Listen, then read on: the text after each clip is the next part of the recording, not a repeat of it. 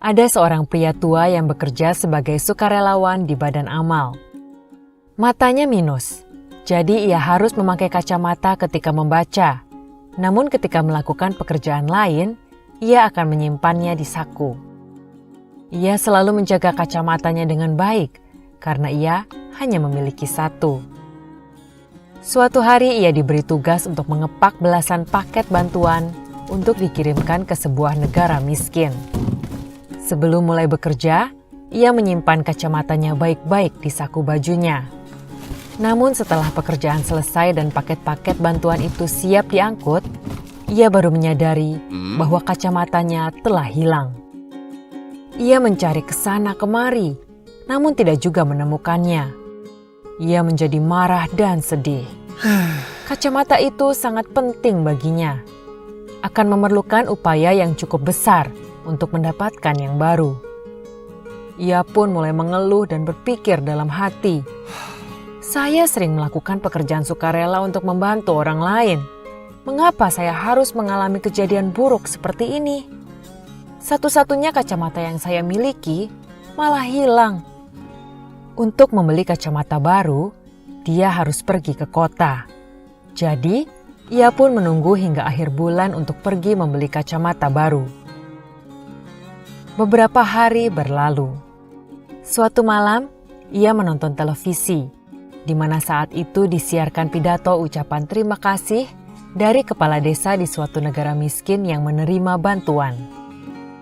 Dalam siaran tersebut, kepala desa berkata, "Kami sangat bersyukur menerima bantuan dari orang-orang baik hati yang dermawan. Namun saya secara pribadi ingin mengucapkan terima kasih dengan khusus pada orang baik yang telah menyumbangkan satu kacamata. Mata saya mengalami masalah dan harus memakai kacamata. Selama ini saya sangat kesulitan beraktivitas dan sering merasa pusing karena masalah mata yang saya alami. Namun kondisi keuangan saya sangat buruk dan tidak mampu membeli kacamata. Namun saat saya membuka salah satu paket bantuan, saya menemukan sebuah kacamata. Dan ketika saya pakai, kacamata itu rasanya pas sekali.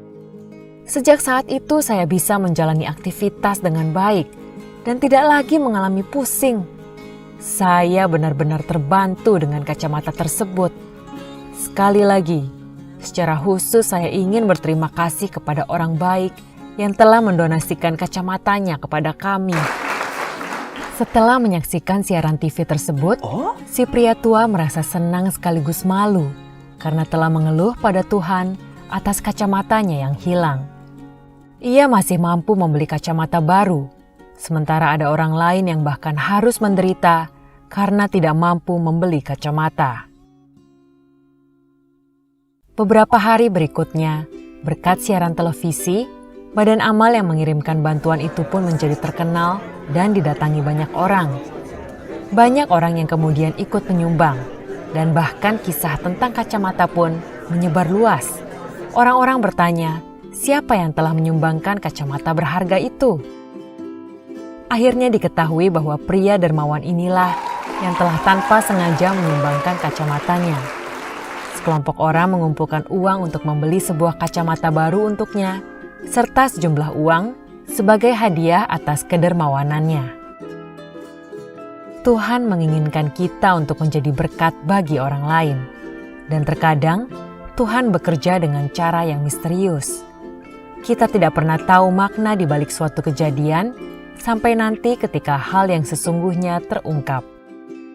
Tetaplah berbuat baik dan bersabar ketika mengalami kejadian baik ataupun buruk.